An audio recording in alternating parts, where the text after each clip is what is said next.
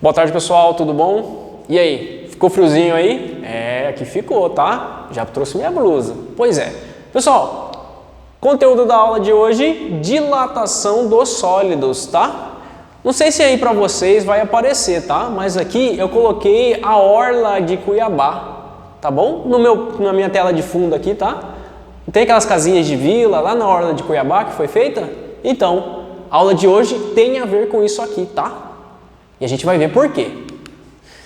Antes de a gente avançar, vamos dar uma relembrada aí no nosso conteúdo, tá? Sobre o que a gente falou. A gente definiu para vocês o que era a temperatura, né? Falei para vocês lá que temperatura era grau de agitação das moléculas, tá bom? Um corpo mais temperatura mais elevada, ele tem as suas moléculas mais agitadinhas.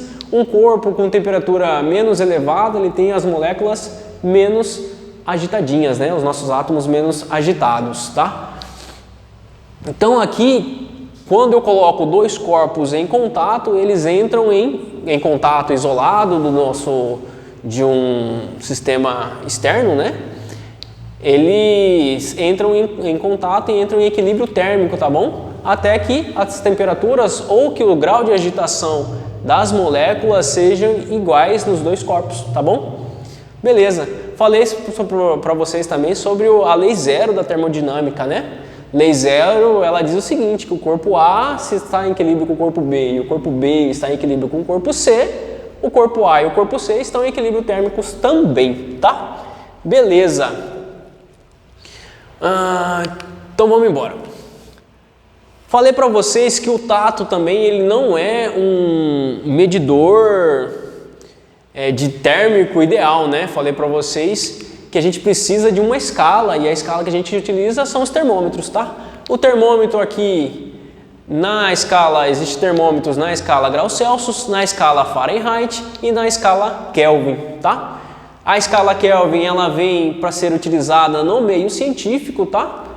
E ela possui um mínimo, tá? Um mínimo absoluto, um zero absoluto, tá? E esse zero absoluto ele equivale a menos 273 graus Celsius.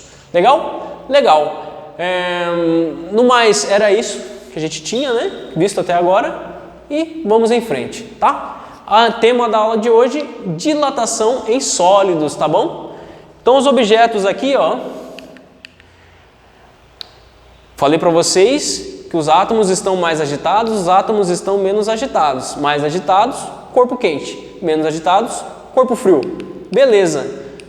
Quando a gente tem um corpo e ele começa a ganhar temperatura, legal? As moléculas começam a ficar mais agitadas, essas nossas partículas, elas tentam a ocupar maior espaço, legal? Quando ela tenta ocupar maior espaço, esse meu corpo, esse meu sólido, ele aumenta de volume, tá? Ele aumenta de tamanho. E esse aumento de tamanho ele pode acontecer tanto nos líquidos quanto nos gasosos, tá?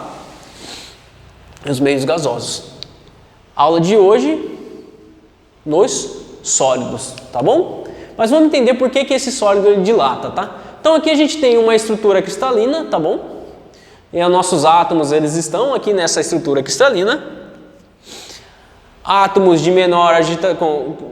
com menor agitação, corpo frio. Átomos com maior agitação, corpo quente. Então quando a gente começa a aquecer aqui o nosso corpo, esses átomos que estão mais agitados, eles começam a querer adquirir maior espaço para se movimentar, tá? É uma análise que a gente pode fazer aqui, por exemplo, eu estando aqui parado na sala, tranquilo, estou com meu corpo frio, temperatura ambiente da sala. Se eu começo a querer correr aqui dentro da sala, eu vou começar a chocar com as coisas, eu vou começar a transmitir o meu calor pela sala. Legal? Legal. Então, para eu correr dentro da sala, eu preciso ter um maior espaço.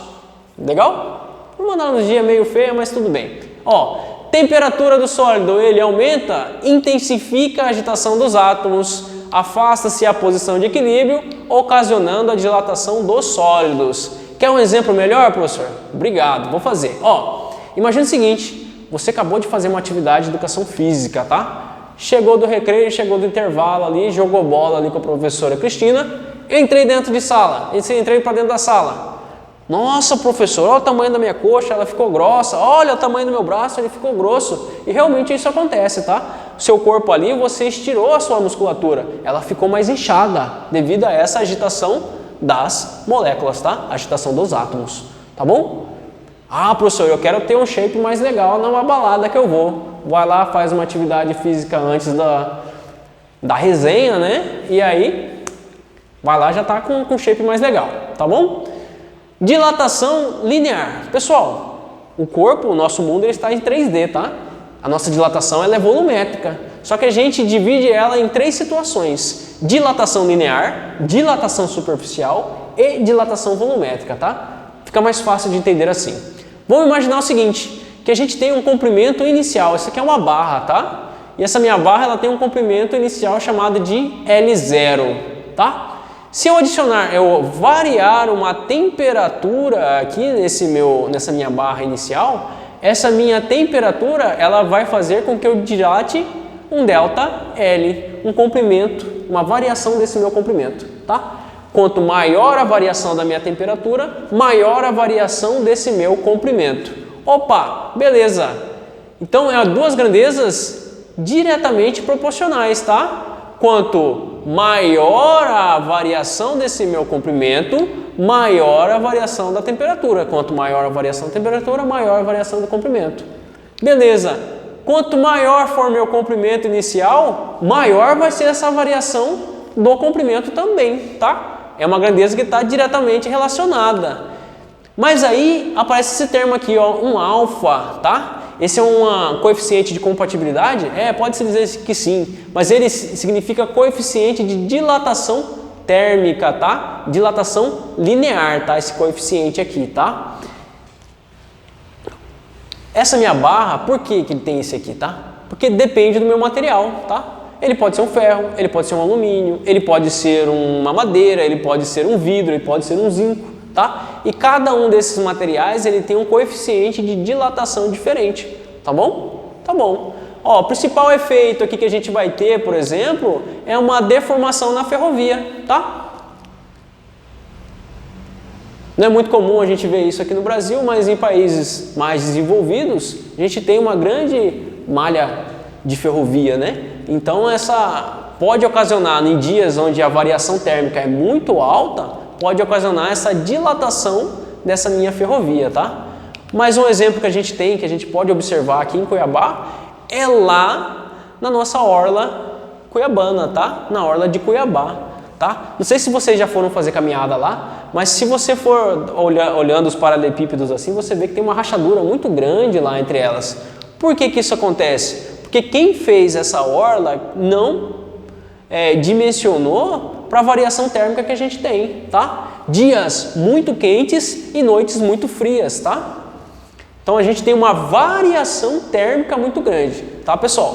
Só para enfatizar, ó, aqui é variação, tá? Não é temperatura grande, tá? Eu posso ter um clima de 40 graus o dia inteiro, 40 graus de manhã, 40 graus à noite, mas aqui em Cuiabá a gente tem uma variação térmica muito grande durante o dia, tá?